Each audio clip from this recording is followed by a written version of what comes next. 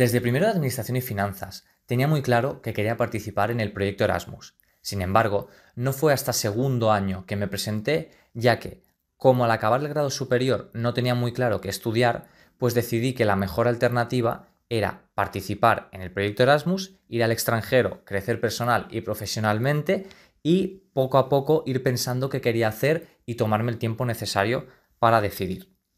Mi destino fue Limassol, en Chipre, ya que fue la empresa que más confianza me transmitió de todas con las que hice entrevista y tuve la suerte de ser seleccionado.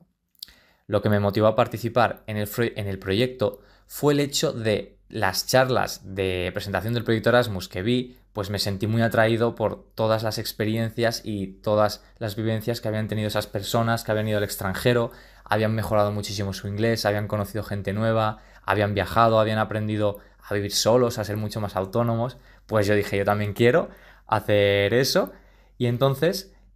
al llegar ahí, en la empresa se me acogió súper bien, tuve que adaptarme porque fue un contraste, pero luego mi día a día, con los objetivos que me había propuesto, fue por las mañanas iba a la empresa, luego por las tardes me dedicaba a estudiar inglés, francés, ya que me había propuesto el objetivo de conseguir una familia para trabajar como au pair en Francia, y iba conociendo gente, pero no acababa de hacer como amistad, digamos, sólida con ninguno,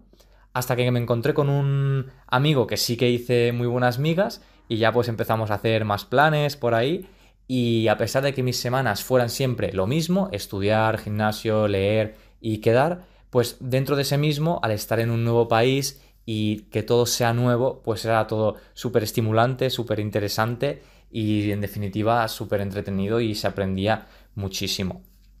Ahora, tras haber acabado la experiencia, me siento muy agradecido de cómo ha ido todo, de las cosas que he aprendido y le recomendaría a cualquier persona que se aventurara en esto, ya que es un salto muy potente a nivel personal. No se puede explicar, me imagino que en otros vídeos va a salir lo mismo, pero es cierto, es decir, más independencia, más iniciativa, en definitiva, hacerse adulto.